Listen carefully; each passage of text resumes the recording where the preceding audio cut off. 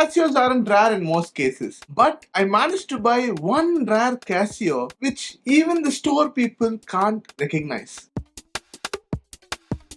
If you're regularly watching this channel, you would know that we've made videos on quite a few G-shocks. This G-shock isn't something very different. Let's start with the unboxing experience.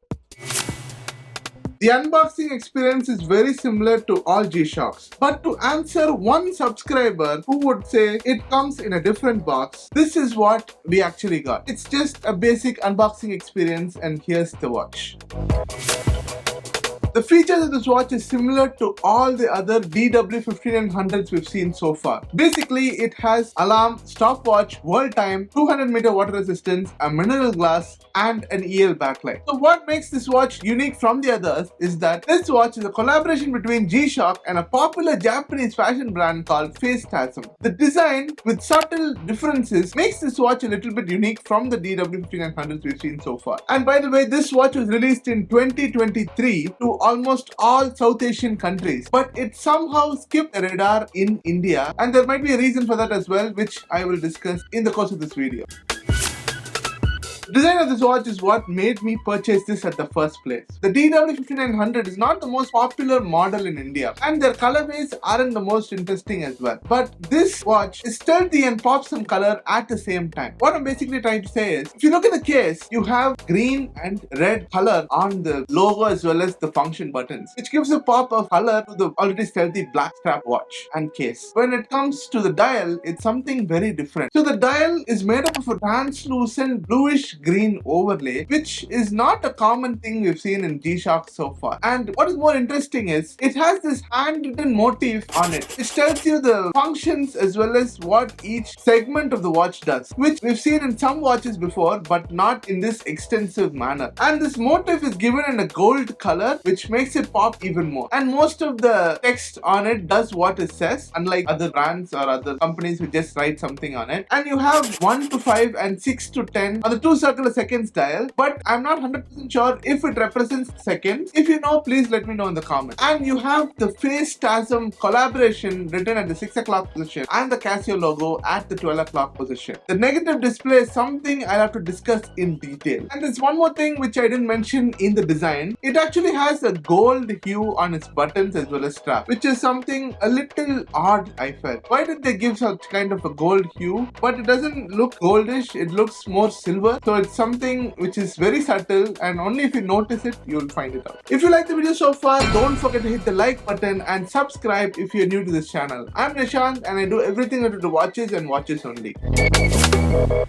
The build quality of this watch is very similar to all the other Casios we've seen so far, like the DW-5600 or the 6900 or the GA-2100. You get the most solid performance from this watch. You don't have a 10-year battery, of course, but still it's rugged and doesn't feel uncomfortable on your wrist. So when it comes to display, I have a beef with Casio. They've given this negative display in this watch and a transparent hue on top as well, which makes it very difficult to read the time most of the cases. When I first bought this watch from Angoli Brothers, I was concerned that I was not able to read the time. I just called them up and told them that that might be a problem with the display or the battery. They were kind enough to replace the battery, but after doing some digging and research, I found out the nature of the display is like that. So even in the bright sunlight as well as dark places, the display might be difficult to see in most of the cases. But when you get used to it, if you have a proper angle of how to look at it, then you might be saved. This was the era where Casio used to make very odd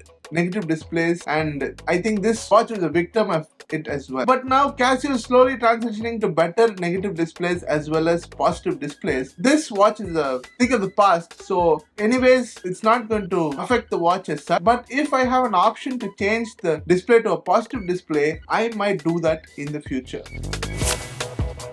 The display, the backlight isn't as visible as other models, but I did something which actually changed it. I took the battery and replaced back the same battery, and to my surprise, I was able to see the backlight more clearly. Being an EL backlight, it has its grace. This backlight actually saves you from most of the places where you can't literally see the time due to the negative display. But only in bright sunlight you can't see the EL backlight. If you have mid lighting or very poor lighting, the EL backlight actually saves you. There's one one more thing, due to the translucent overlay, the EL backlight seeps out into areas where it's not needed, but it doesn't affect the visibility too much. But it would have been better if it focused its light into the display rather than places which we don't need.